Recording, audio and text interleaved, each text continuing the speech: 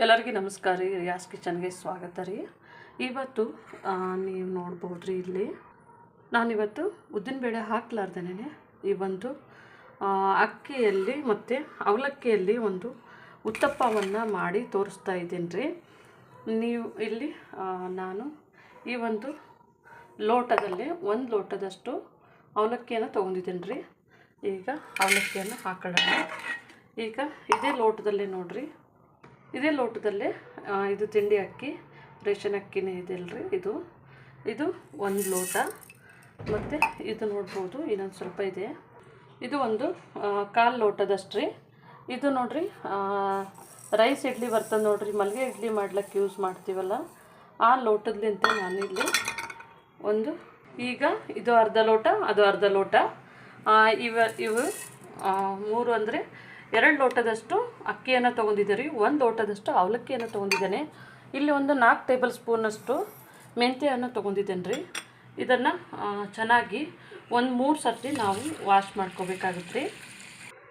ಇವಾಗ ಇದನ್ನು ಚೆನ್ನಾಗಿ ಈ ಥರ ರೀ ಒರೆಸ್ಬಿಟ್ಟು 3 ಸರ್ತಿ ಇದನ್ನು ಕ್ಲೀನಾಗಿ 3ರಿಂದ 4 ಸರ್ತಿ ತೊಳ್ಕೊಬೇಕಾಗುತ್ತೆ. ಇವಾಗ ನಾನೊಂದು 4 ಸಲ ತೊಳ್ಕೊಂಡೆ ರೀ. ಈಗ ಇದಕ್ಕೆ ಇವಾಗ ನಾನು ಇಲ್ಲಿ ಈ ಬೌಲ್ನಲ್ಲಿ ನೋಡಿರಿ ಒಂದು ಮಜ್ಜಿಗೆ ಥರ ಮಾಡ್ಕೊಂಡಿದ್ದೀನಿ ರೀ. ಇವಾಗ ನಾರ್ಮಲ್ ಮಜ್ಜಿಗೆ ಹೆಂಗಿರ್ತದೆ ನೋಡಿರಿ, ಅದೇ ಥರನೇ ಮಾಡ್ಕೊಂಡು ನಾನು ಇದನ್ನು ಮುಳುಗ್ಲಿಕ್ಕೆ ನಾವು ನೀರು ಯಾವ ಥರ ಹಾಕಿಡ್ತೀವಿ ನೋಡಿರಿ, ಅದೇ ಥರನೇ ಈ ಮಜ್ಜಿಗೆದಲ್ಲೇ ನಾವು ಇದನ್ನು ನೆನೆಸ್ಬೇಕಾಗುತ್ತೆ. ನೋಡ್ಬೋದು ಈ ಮಜ್ಜಿಗೆದಲ್ಲ ನಾವು ನೆನೆಸಿದಂತಂದರೆ ಒಂದು ಕೈ ಇಷ್ಟು ನೋಡಿರಿ, 1 ಇಂಚಿನಷ್ಟು ಇದು ಇರಬೇಕು. ಈ ಥರನೇ ಇಲ್ಲಿ ತನಕನೇ ಈ ಥರ ಬಿಡಬೇಕು. ನಾನು ಇನ್ನೂ ಸ್ವಲ್ಪ ಮಜ್ಜಿಗೆನ ಇಟ್ಕೊಂಡಿದ್ದೀನಿ ರೀ. ಇದೆಲ್ಲ ಒಂಚೂರು ನೀರೆಲ್ಲ ಎಳ್ಕೊತದ ನೋಡಿರಿ. ಅಕ್ಕಿ ಆಯಿತು, ನಾವು ಅವಲಕ್ಕಿ ಹಾಕಿ ನೋಡಿರಿ, ಅವಲಕ್ಕಿ ತಿಂಡಿದ್ದು ಬೇಡ, ಸ್ವಲ್ಪನೇ ದಪ್ಪ ಬರುತ್ತೆ ನೋಡಿರಿ. ಅಂದ್ರೆ ತುಂಬ ಗಟ್ಟಿಗಾಗೋದಲ್ಲ, ಸ್ವಲ್ಪನೇ ಮೀಡಿಯಮ್ ಆಗಿ ದಪ್ಪ ಬರುತ್ತೆ ನೋಡಿರಿ, ಅದನ್ನು ತೊಗೊಳ್ರಿ. ತುಂಬ ದಪ್ಪ ಇರೋದು ಬೇಡ. ಇದೊಂದು ನಾವು 5 ಅವರ್ಸು ನೆನೆಸಿದ್ರೆ ಸಾಕು. ಆಮೇಲೆ ನಾವು ಮಿಕ್ಸಿ ಮಾಡ್ಕೋಬೇಕಾಗುತ್ತೆ. ನಮ್ಮದು ನೋಡ್ಬೋದು ರೀ, ನಾವು ಈಗ ಒಂದು 5 ಅವರ್ಸ್ ಆಯಿತು ನೆನೆಸಿದ್ದೇವೆ.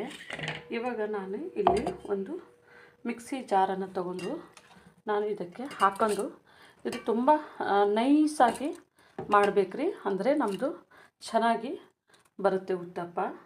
ಇವಾಗ ನಮ್ಮದು ಮಿಕ್ಸಿ ಮಾಡ್ಕೊಂಡಾಗಿದೆ ರೀ. ನೋಡ್ಬೋದು ನಮ್ಮದು ಫುಲ್ಲು ನೈಸಾಗಿಯೇ ಆಗಿದೆ. ಒಂಚೂರು ಇರುತ್ತೆ, ಅದು ಫುಲ್ ನೈಸು ಆಗೋದಿಲ್ಲ, ಇಷ್ಟು ನೈಸ್ ಆದರೆ ಸಾಕು. ನೋಡ್ಬೋದು ಇವಾಗ ನೋಡ್ಬೋದು ರೀ, ನಾನು ಈ ಒಂದು ಜಾರಲ್ಲಿ ತುಂಬ ಒಂದು ನೈಸಾಗಿಯೇ ಈ ಥರನೇ ನೋಡ್ಬೋದು. ತುಂಬ ನಮ್ಮದು ನೈಸಾಗಿ ಈ ಥರ ಮಾಡ್ಕೊಂಡ್ರೆ ಸಾಕು, ನಮಗೆ ಒಳ್ಳೆಯ ಒಂದು ಉತ್ತಪ್ಪ ರೆಡಿಯಾಗುತ್ತೆ. ಇವಾಗ ನಮ್ಮದು ಇದು ನೋಡಿರಿ ಗಟ್ಟಿಯಾಗಿಯೇ ನಾನು ಇದನ್ನು ಈ ಥರನೇ ಮಾಡ್ಕೊಂಡಿದ್ದೀನಿ. ಬ್ಯಾಟರು ಅಂದರೆ ನಮಗೆ ಬೆಳಗ್ಗೆಗೆ ನೋಡಿ ನೀರನ್ನು ಸೇರಿಸ್ಕೋಬೇಕಾಗುತ್ತೆ. ಇವಾಗ ಒಂಚೂರು ನಾನು ಮಿಕ್ಸಿ ತೊಳೆದಿದ್ದಂತಹ ನೀರನ್ನು ಸೇರಿಸ್ಕೊತಾ ಇದ್ದೀನಿ. ಅಂದರೆ ತುಂಬ ಗಟ್ಟಿ ಇದೆ ನೋಡಿರಿ, ನಾನು ಈ ಥರನೇ ಮಾಡಿದ್ದೀನಿ.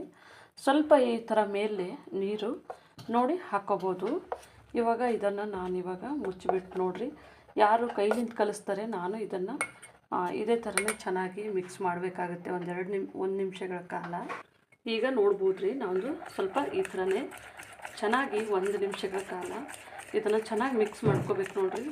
ಅದು ಚೆನ್ನಾಗಿ ಹೊಂದ್ಕೋಬೇಕು, ಅಂದರೆ ನಮಗೆ ಒಳ್ಳೆಯ ಒಂದು ಟೇಸ್ಟು ಕೊಡುತ್ತೆ. ಇವಾಗ 1 ನಿಮಿಷಗಳ ಕಾಲ ಆಗಿದೆ. ನಾನು ಇದನ್ನು ಈ ಥರನೇ ಮುಚ್ಚಿಬಿಟ್ಟು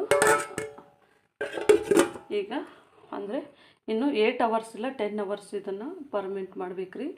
ಈಗ ಮುಚ್ಚಿಟ್ಟು ಆಮೇಲೆ ನಾನು ಒಂದು 8 ಅವರ್ಸ್ ಆದಮೇಲೆ ಮಾಡ್ತಾಯಿದ್ದೀನಿ.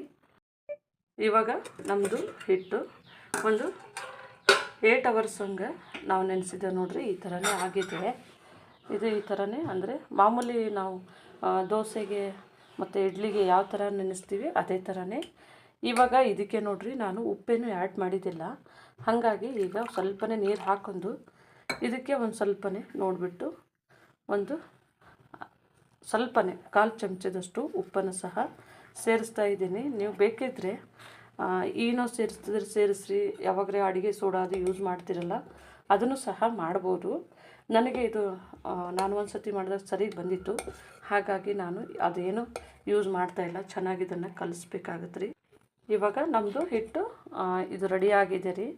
ಈ ಥರನೇ ಸ್ವಲ್ಪ ದೋಸೆ ಹಿಟ್ಟಿನಲ್ಲೂ ಸ್ವಲ್ಪನೇ ಗಟ್ಟಿ ಇರಬೇಕು ಲೈಟಾಗಿ. ಈಗ ನಾವು ಇದಕ್ಕೆ ಚಟ್ನಿ ಮಾಡ್ಕೊಳ್ಳೋಣ ನೋಡ್ಬೋದು ರೀ.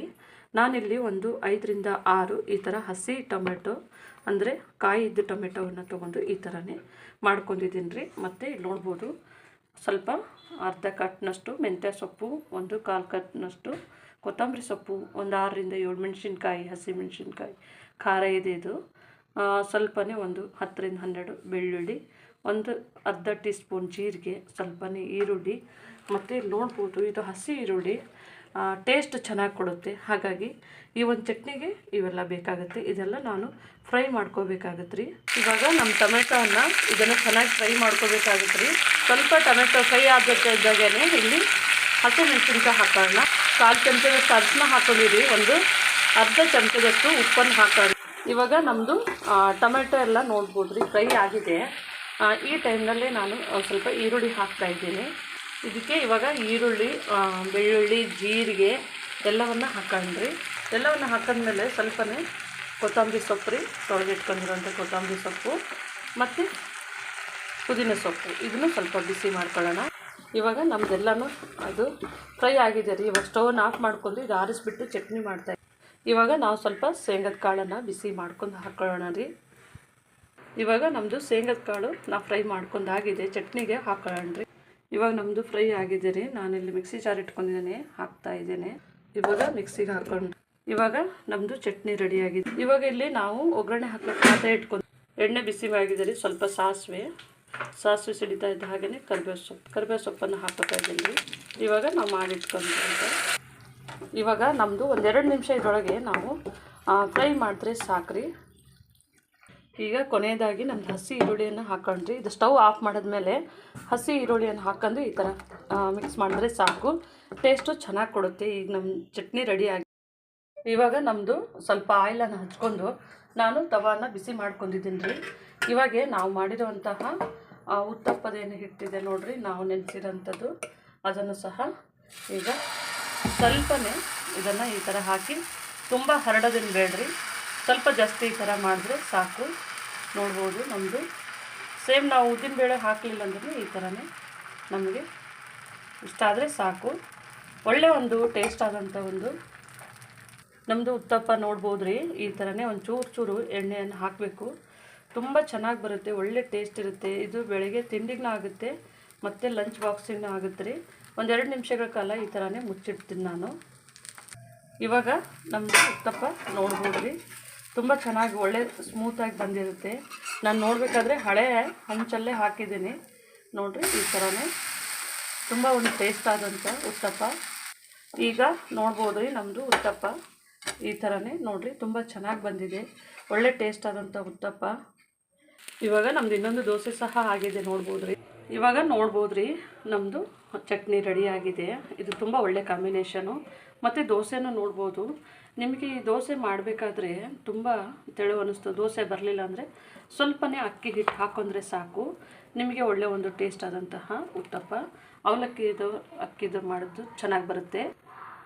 ನೋಡ್ಬೋದು ನಮ್ಮದು ರೆಡಿ ಆಗಿದೆ ರೀ. ನಮ್ಮ ಚಾನಲನ್ನು ಸಬ್ಸ್ಕ್ರೈಬ್ ಮಾಡಿ, ಲೈಕ್ ಮಾಡಿ, ಶೇರ್ ಮಾಡಿ. ನಮ್ಮ ವಿಡಿಯೋನ ನೋಡಿದ್ದಕ್ಕಾಗಿ ಧನ್ಯವಾದಗಳು.